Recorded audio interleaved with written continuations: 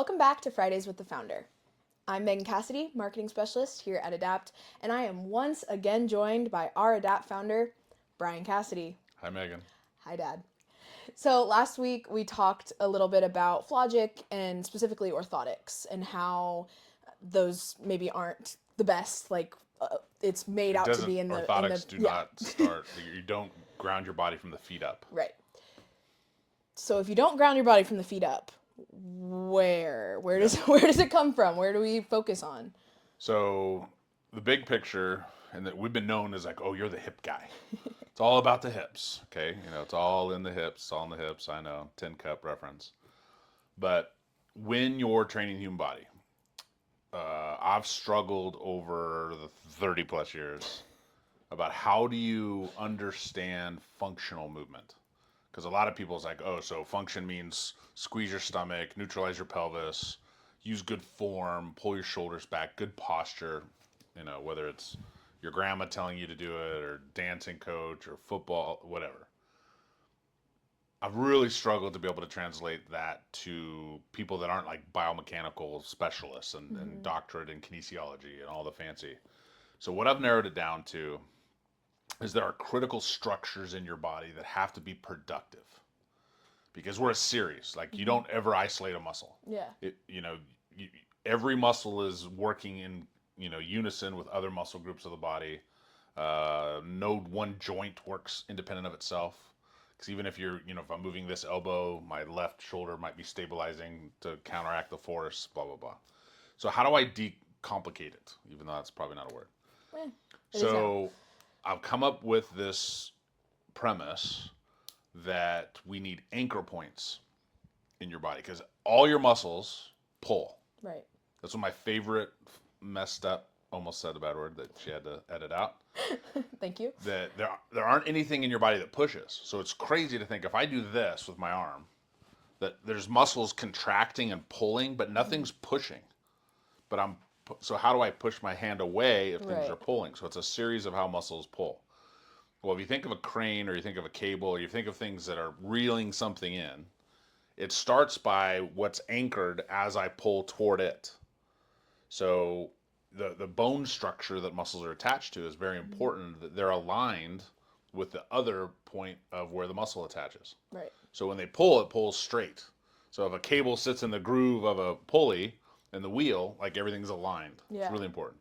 But the human body is dynamic. We pull in every possible direction or angle. So I've narrowed it down to 2 anchor points, and I call it the origination of movement, which is an oxymoron, because I call it anchors of movement. And an anchor means stability, not moving. You're not moving. Explains how my brain works. Everything's an oxymoron. So if we start with the primary anchor, and that's your pelvis. Yeah. Okay. So how your pelvis is supposed to work is it's an inanimate object. Right. Okay. It's not supposed to swing side to side, even if you're trying to attract attention, or you're a big Elvis fan, or that just shows you my age. So the pelvis should not be involved when you lift your leg. Right. If I lift my leg, then the femur, the leg bone, should move independently. And my other leg should be able to move independent without ever pulling on the pelvis, because the pelvis, your spine sits on the pelvis. So what the orthotics said to do, if I get my feet flat or level, then it's going to level everything else above it. That's not true. If the pelvis is level, then what's sitting on top of it is level, and what's moving underneath it is level. So how my weight is distributed into my foot. So I don't need that orthotic to support it. Got it. So the relationship, and this is what we lose initially because of what we're doing right now. We sit. Yeah. We don't use our hips enough independently. We don't walk enough. And I don't care about the steps and the counts, but our bodies are designed to move and walk all day long. Yeah. So the relationship between your leg and hip bone and the pelvis, I need to be able to maintain the ability to rotate. This isn't I'm flexible or I'm tight. It's mobility. It's range of motion. It's one of the factors that we talked about. So I have to maintain productivity in my primary anchor, because if that's in the right position, then everything else has a chance to move correctly. Yeah. If it's out of position, and well, how can your pelvis be out of position? Well, if I go to rotate my leg and doesn't have the flexibility of the range of motion to move by itself, and the big muscles pull it, it'll pull my pelvis with it. Mm-hmm. Well, if I pull my pelvis, then that changes the anchor that the other leg might use, or the angle Yeah. over there, because the pelvis doesn't move on its own. It's one big, it's got a gliding joint that's just designed for basically tension, Right. but it's not designed to move or articulate. Okay. And if I go ahead and lift my leg and it pulls the pelvis, well, what does my spine do? Well, if my upper body stays with it, I'll be tilted or moves. So then my spinal arc or Mm-hmm. curve or adjust or offset or rotate. That's where I get scoliosis all of a sudden. Yeah. Scoliosis is just curvature of the spine. It's not a most scoliosis that's diagnosed with scoliosis is the fact that their pelvis is probably not centered. Mm-hmm. And so for them to stand straight up and down, they have to curve their spine. Yeah. It's not that the bone structure is malformed. Yeah. So the real key is from a training standpoint, from an understanding, I want to make sure that my anchors are productive. Now I talked about the primary because that impacts the body. Yeah. The secondary is your shoulder blade or scap. So the thing that's messed up about that is that's a floating anchor. That's not designed to stand still. That actually moves. So you have muscles that move it, but my shoulder, my upper arm, the humerus, no pun intended, how it moves, the relationship between that bone and that structure have to maintain. So if I go to lift my arm up, my shoulder blade should move with it. Well, if I'm sitting doing what everybody does and What? this and this, you lose the ability for your shoulder blades to move. Yeah. But if I still move my arm, but my shoulder blade doesn't move with it, then I lose the relationship, and now you're getting pinching, friction, tension, bursitis in the shoulder, rotator cuff damage, tennis elbow, TMJ, carpal tunnel, like all these things happen when the secondary anchor is not productive. When I lose mobility of my shoulder blade and I lose the relationship of the muscles of the arm and the muscles of the shoulder blade. So if you're looking at it from a training standpoint or therapeutic standpoint, everything you do should guarantee productivity of those two anchors. Like I don't want to do anything to diminish the ability for those two anchors to do their job.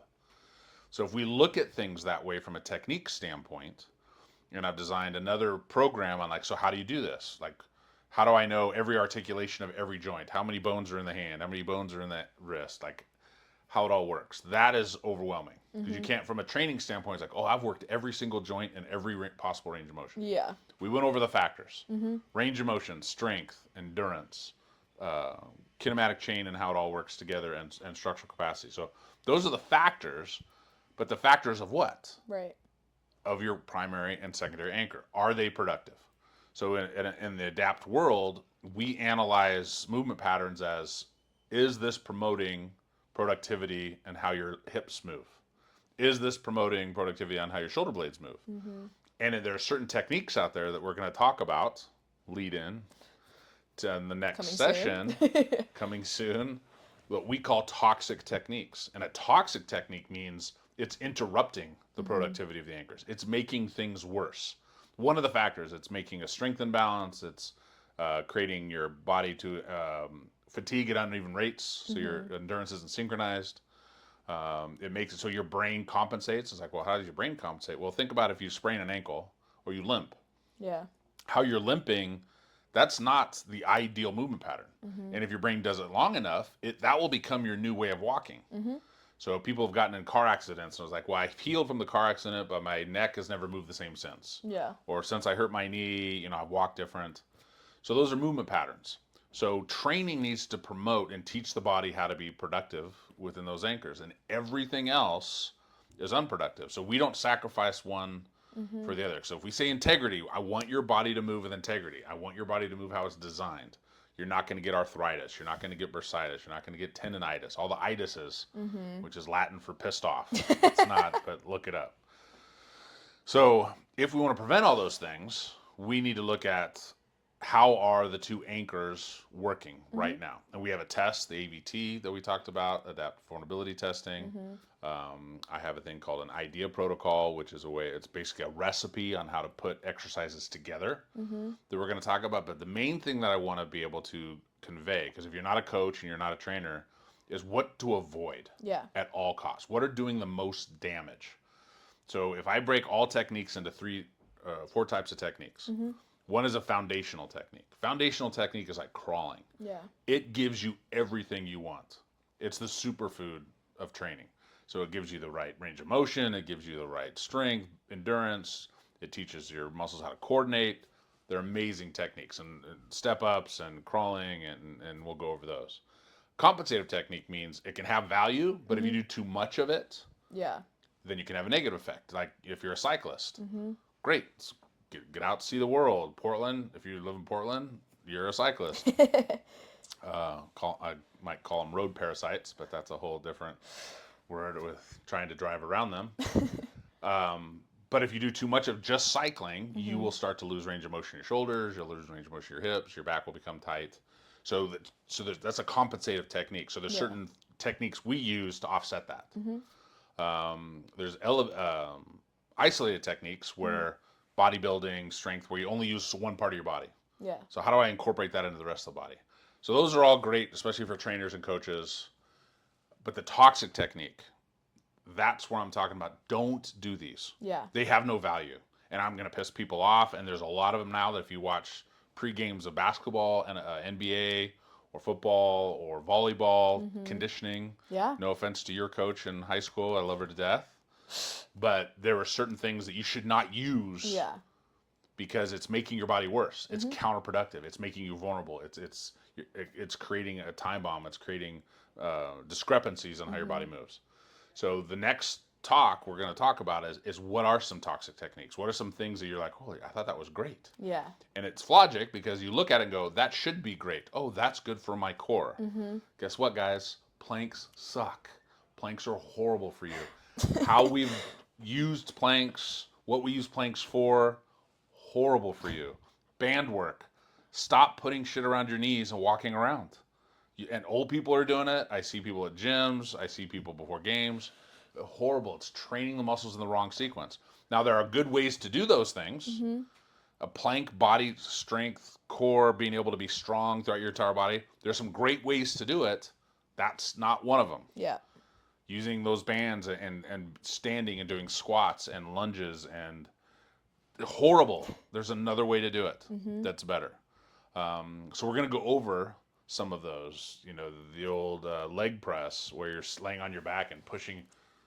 Horrible because you're building these massive muscles without the range and everything else. You're getting tighter. Mm-hmm.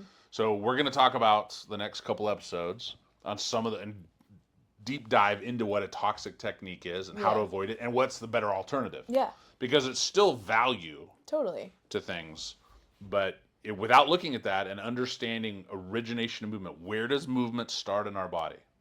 You have to understand that first before you can go, is that good for me? Is Mm-hmm. that bad for me? Is it productive? And we're going to use the word productive, not function.